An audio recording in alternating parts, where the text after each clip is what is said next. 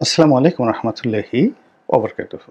সম্মানিত দর্শক, অতি সম্প্রতি থাইল্যান্ডের রাজধানী ব্যাংককে যে বৈঠক হয়ে গেলেন মিস্টার নরেন্দ্র মোদী এবং ডক্টর মোহাম্মদ ইউনূসের মধ্যে, বলা হচ্ছে এটি সাইডলাইন বৈঠক, কিন্তু সাইডলাইন বৈঠকের চাইতেও এখানে যে বিষয়গুলো নিয়ে আলোচনা হয়েছে এটি এই সময়ের মধ্যে, সাম্প্রতিক সময়ের মধ্যে যে কতগুলো রাজনৈতিক বৈঠক হয়েছে সারা দুনিয়াতে, তার মধ্যে সবচেয়ে উল্লেখযোগ্য একটি বৈঠক। আমরা জানি ক্ষমতা লাভের পর মিস্টার জেলেনস্কি এবং ডোনাল্ড ট্রাম্প তারা বৈঠক করেছিলেন এবং সেই বৈঠকে খুবই উত্তপ্ত এবং অপ্রীতিকর ঘটনা ঘটেছে। এবং সেই বৈঠকে এমন ঘটনা ঘটেছে যার ফলে হোয়াইট হাউস থেকে রীতিমতো জেলেনস্কিকে বের করে দেওয়া হয়েছে বা তাকে চলে যেতে বলা হয়েছে। এটি আমেরিকার ইতিহাসে কখনো ঘটেনি। আবার আমন্ত্রিত অতিথি হয়ে যেভাবে ডোনাল্ড ট্রাম্পের চোখে চোখ রেখে জেলেনস্কি যে অপ্রিয় কথাগুলো বলেছেন নির্লিপ্তভাবে, এরকম ঘটনা কূটনৈতিক অঙ্গনে দেখা যায়নি।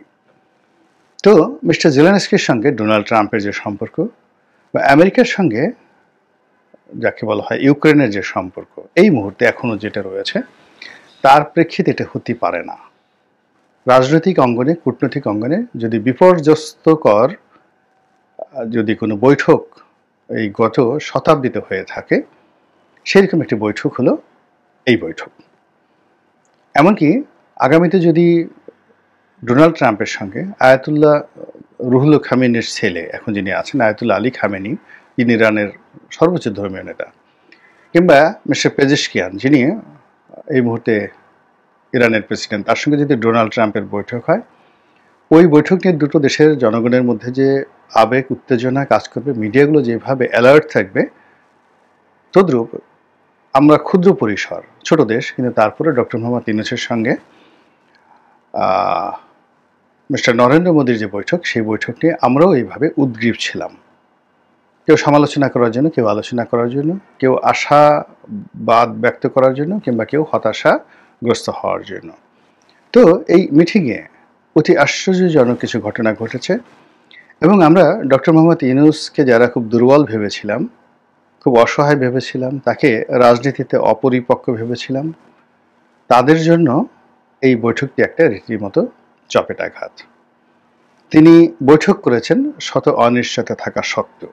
ভারতের পক্ষ থেকে শতভাগ নেতিবাচক মনোভাব প্রদর্শন করা হয়েছে, তারপরও এই বৈঠক হয়েছে এবং বৈঠকের যে দৃশ্য আমরা দেখেছি এবং বৈঠকের যে ঘটনাগুলো ঘটেছে, প্রথম থেকে একদম শেষ পর্যন্ত সব কিছুই ডক্টর মোহাম্মদ ইউনূসের পক্ষে গিয়েছে। এবং এখানে যে বিষয়টি সম্ভবত ভারতের একেবারে চিন্তা চেতনার বাইরে ছিল, এমনকি আমরা যারা বাংলাদেশে যারা লোকজন আছি, আমরাও কিন্তু এই বিষয়টি কল্পনা করতে পারিনি। আমরা অনেকেই বলার চেষ্টা করেছিলাম যে ডক্টর মোহাম্মদ ইউনূস কেন ভারতের কাছে নতজানু হতে যাচ্ছেন, কেন তাকে নরেন্দ্র মোদীর সঙ্গে বৈঠক করতেই হবে। কিন্তু এই বৈঠকের পর আমরা সবাই যেটি এখন বুঝতে পারছি যে ডক্টর মোহাম্মদ ইউনূস যা চিন্তা করেন, যা কল্পনা করেন, সেটি অনুধাবন করা বা সেটি কল্পনা করা বা তার ধারে কাছে যাওয়ার ক্ষমতা আমাদের মতো ইউটিউবার তো দূরের কথা, এই বাংলাদেশে কোনো বুদ্ধিজীবী বা রাজনীতিবিদদের সেটি নেই। আমরা যেভাবে এখনো পর্যন্ত বুঝতে পারছি না যে উনি কি করে ক্ষমতায় এলেন, আমরা এখন পর্যন্ত বুঝতে পারছি না যে ওনার উপদেষ্টা পরিষদ কিভাবে গঠিত হলো, এখনো পর্যন্ত বুঝতে পারছি না যে তিনি কেন আগস্ট মাসের 5 তারিখে না এসে 8 তারিখে এলেন, এখনো পর্যন্ত বুঝতে পারছি না।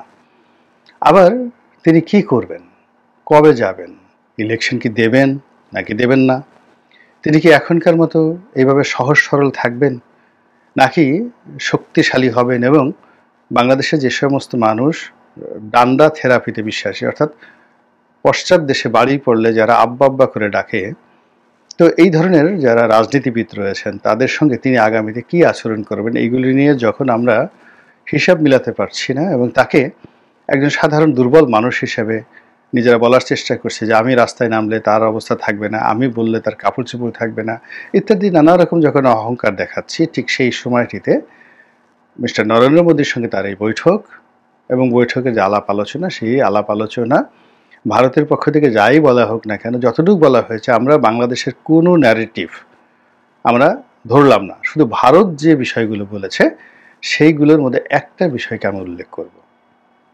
সেটি হলো তিনি মিস্টার নরেন্দ্র মোদীকে চোখে চোখ রেখে বলেছেন শেখ হাসিনাকে ফেরত দেওয়ার জন্য। এটা হলো ভারতের ন্যারেটিভ, এটা স্বীকার করা হয়েছে, এই বিষয়ে আলোচনা করা হয়েছে। আর বাংলাদেশের পক্ষ থেকে যেটি বলা হয়েছে বা বলা হয়নি বা আমরা আন্দাজ করি, তিনি স্পষ্টতই তার বিরক্তি, শেখ হাসিনা যে ভারতে রয়েছেন, নরেন্দ্র মোদীর আশ্রয় দিয়েছেন, এটিতে তিনি তার বিরক্তি ফুটিয়ে তুলেছেন। এবং ভদ্রলোকের আলাপ আলোচনার মধ্যে আসলে খুব একেবারে খোঁচা দিয়ে বলার দরকার নেই। এইভাবে তিনি তার চোখ, তার মুখ, তার অভিব্যক্তি এগুলো প্রকাশ করে যদি তার যে নোট অফ ডিসেন্ট বা নোট অফ অ্যারোগ্যান্স এর মাধ্যমে তিনি প্রকাশ করতে পারেন তিনি পছন্দ করছেন বা করছেন না এই বিষয়গুলো। তো নিঃসন্দেহে নরেন্দ্র মোদীর সামনে বসে শেখ হাসিনার প্রসঙ্গ তোলা একটা দুঃসাহসিক বিষয়, যেটি তিনি দেখিয়েছেন। দ্বিতীয়ত, এই বিষয়টি আলাপ আলোচনা করার ফলে কেবল বাংলাদেশ নয়, বিশ্ব মিডিয়াতে রীতিমতো তোলপাড় শুরু হয়েছে। এবং শেখ হাসিনার যে বিষয়টি, সেই বিষয়টি নিয়ে এখন ভারতকে বিশ্ব মিডিয়ার কাছে জবাবদিহি করতে হবে যে তিনি কিভাবে আছেন, কোন অধিকারে আছেন, কেন আছেন, এই বিষয়গুলো ভারতকে এখন বলতে হবে। দ্বিতীয়ত, ডক্টর মোহাম্মদ ইউনূস তাকে ফেরত চেয়েছেন। এখন কেন ফেরত দেওয়া হবে না কিংবা কেন ফেরত দেওয়া হবে ইত্যাদি বিষয়গুলো নিয়ে আলোচনার একটা দ্বার খুলে গেল। এবং এটা বাংলাদেশে নয়, এটা আন্তর্জাতিক, গ্লোবালি এটা খুলে গেল। এবং গ্লোবাল মিডিয়াকে ম্যানেজ করার জন্য ডক্টর মোহাম্মদ ইউনূসের যে যোগ্যতা রয়েছে, ফলে এখানে অনেক কিছু হবে। New York Times, Washington Post থেকে শুরু করে The Telegraph, The Sunday Times, The Economist, Time magazine, Far Eastern Economic Review থেকে শুরু করে এমনকি যদি বুমবার্গেও শেখ হাসিনাকে নিয়ে, নরেন্দ্র মোদীকে নিয়ে কোনো রিপোর্ট আসে, ডক্টর মোহাম্মদ ইউনূসের যাকে বলা হয় সেখানে তার ইনফ্লুয়েন্সে আমরা খুব আশ্চর্য হব না। কিংবা বিশ্বের সমস্ত নোবেল লরিয়েট বা মানবতাবাদী যে সংগঠনগুলো আছে, তারা যদি সেই ওয়াশিংটন পোস্টে বিজ্ঞাপন ছাপায় যে শেখ হাসিনার বিচার হওয়া উচিত মানবতা বিরোধী অপরাধের জন্য বাংলাদেশে, অথবা আন্তর্জাতিক যে অপরাধ ট্রাইব্যুনাল রয়েছে, বাংলাদেশেরটা নয়, যেটিকে ইন্টারন্যাশনালি হেগে যেটা রয়েছে, আন্তর্জাতিক অপরাধ আদালত, তো সেখানে শেখ হাসিনার বিচার হওয়া উচিত, এরকম যদি একটা বিজ্ঞাপন ছাপা হয়, কোনো রিপোর্ট ছাপা হয়, আল জাজিরা যদি একটা রিপোর্ট করে শেখ হাসিনার বিরুদ্ধে, নরেন্দ্র মোদীর বিরুদ্ধে, সবাই আশ্চর্য হলেও আমি অন্তত আশ্চর্য হব না।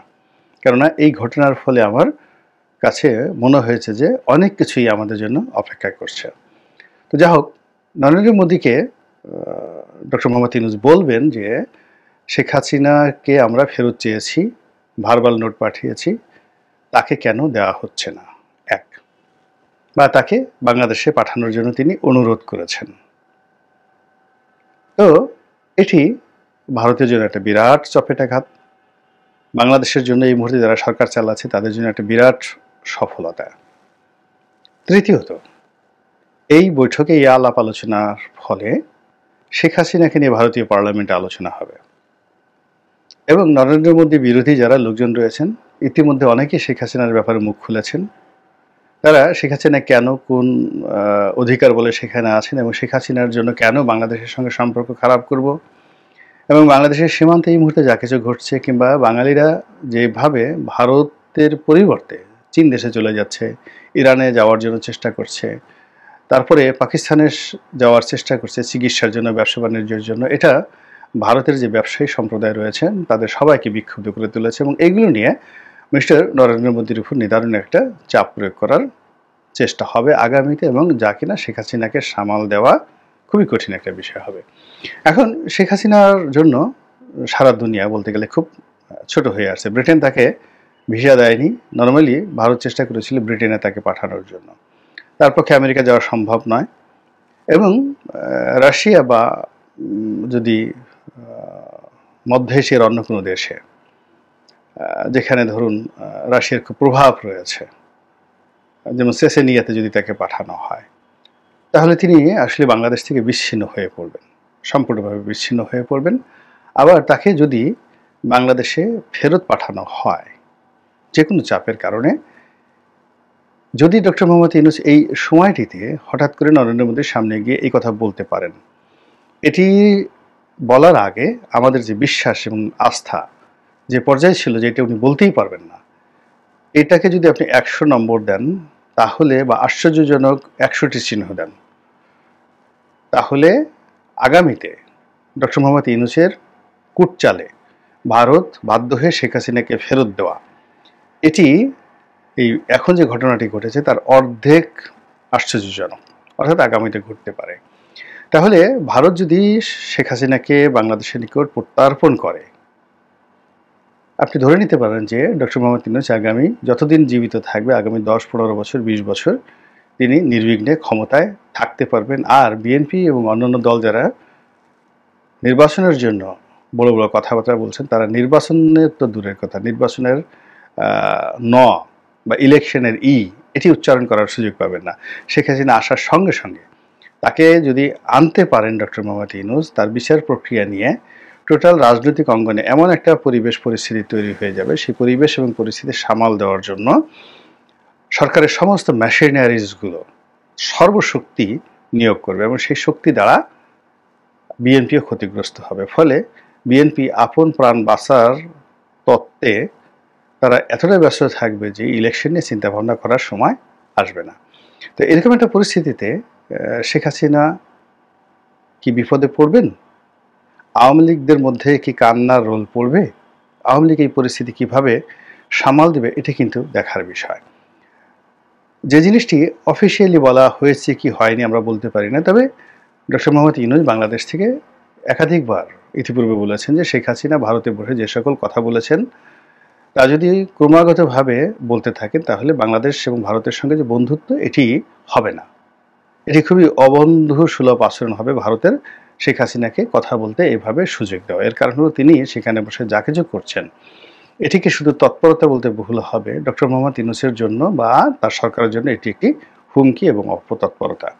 তিনি উস্কে দিচ্ছেন, আইন শৃঙ্খলাকে অবরত করার জন্য উস্কে দিচ্ছেন, রাজনৈতিক পরিস্থিতিকে উত্তাল করার জন্য উস্কে দিচ্ছেন, হানাহানি মারামারি কাটাকাটি করার জন্য তিনি উস্কে দিচ্ছেন এবং তার যারা লোকজন রয়েছেন তারা ইতিমধ্যে নানা রকম তৎপরতা চালাচ্ছেন এবং এই বিষয়গুলোতে ডক্টর মোহাম্মদ ইউনূস বেশ বিরক্ত। এবং এই কথাই তিনি নরেন্দ্র মোদীকে এই বৈঠকের সময় বলেছেন যে তাকে থামান, বাংলাদেশে বলেছেন এবং ওখানে বলেছেন। তো এই পুরো বিষয়গুলো শেখ হাসিনার জন্য একটা রীতিমতো বিষ ফোড়া হয়ে দেখা দিবে আগামীর দিনগুলোতে, এবং সেটা তিনি এবং তার দল কিভাবে সামাল দিবেন, এবং ইউনূস সাহেব যদি ছক্কা মেরে থাকেন সেখানে কি করে পক্কা মারতে পারেন, সেটাই এখন দেখার বিষয়। আল্লাহ আমাদের সবাইকে হেদায়েত দান করুন এবং হেফাজত করুন। আসসালামু আলাইকুম ওয়া রাহমাতুল্লাহি ওয়া বারাকাতুহু।